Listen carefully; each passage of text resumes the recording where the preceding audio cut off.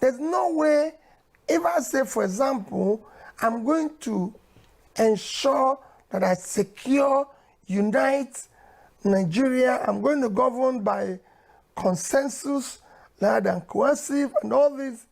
It's for you to check the past and say, this man who is saying this, he's passed through some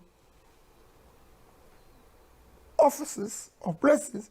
Can we check what he did while he was there? Let me give you a few places where Nigeria as a country is suffering at the moment, and since you said you have some of these solutions, let's, maybe you can briefly, I'm going to name about 3 or 4 aspects of the country now on how you're going to solve these issues. So I'm going to start with security. I'm going to go on to education, where the schools, universities have been closed in Nigeria now for the past 9 months or thereabouts.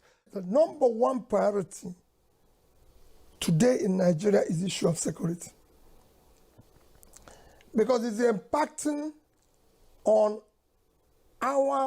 it's become an existential issue for Nigeria. You can't talk about being a country unless you're secured, unless your citizens are secured. So it's an existential issue that must be dealt head-on, decisively. It's also something that if you deal with today, you can deal with your inflation.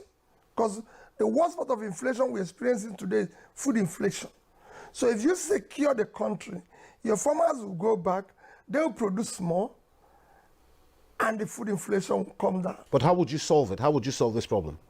I said it without giving you fine details. We have to immediately review and restructure the entire security architecture. Make it responsive and responsible. Responsive is that they will deal with issues as quickly as possible. Responsible is that somebody is in charge, and if he's not doing it, don't wait. The person will go. By any standards in Nigeria, you're a very wealthy man. You've done well for yourself. A lot of your wealth in the country comes through importation. You import goods into the country, goods that are needed in the country. But now, one of the things you say you want to turn Nigeria into is a country that is less dependent on importation and more dependent on manufacturing its own goods. And some people would say, well, that's good for you. You've made all the money. Now you want to change things.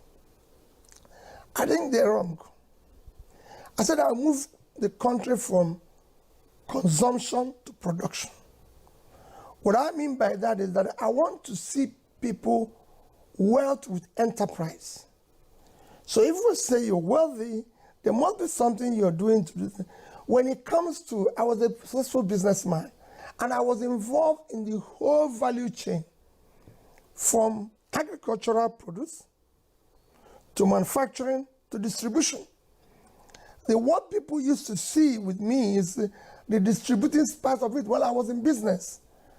When I was in trade, I was distributing local goods as well as importing to complement. What is important is that we want to move from, when I talk about consumption to production, is look at the vast land we have in the north. That is the most important physical assets of the country today. If you cultivate all that vast land, we will feed ourselves, we will export.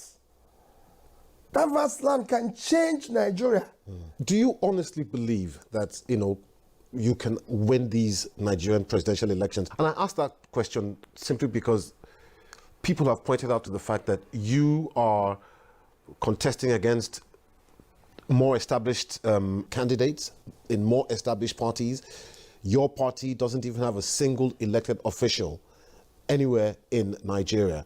People say your party lacks structure. How are you going to defeat these odds? Do you honestly believe you can beat these odds? Well, Peter, you're right. But it's for the people to look at the past years. What brought us to where we are today is cumulative effect of leadership failure over the years. by the same people who are elected, by the same people who are in office today.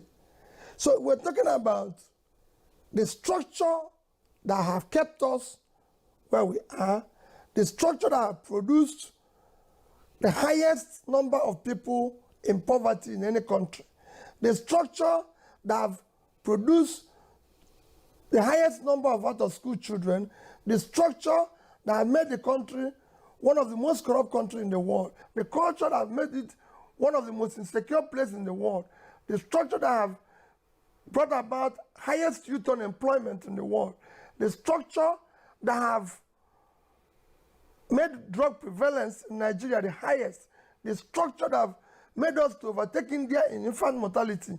That's why the fact that 1.4 billion and we're doing. So I can go on and tell you about what this structure is all about. The structure that have brought disunity in Nigeria, that is the structure we want to remove. We want to bring a structure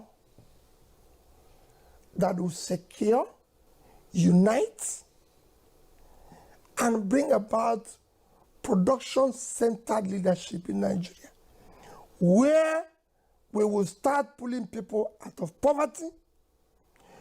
Our children will be in school, where we will start ensuring that people get jobs when they leave school by supporting micro, small enterprises, a structure that will start governing by rule of law, a structure that will fight corruption. This is the structure we need now. So I believe that the people know what I'm fighting for. Where do we want to be in the world of today? The world of today has changed, and we must be in the committee of developing nations. And that's what I'm promising.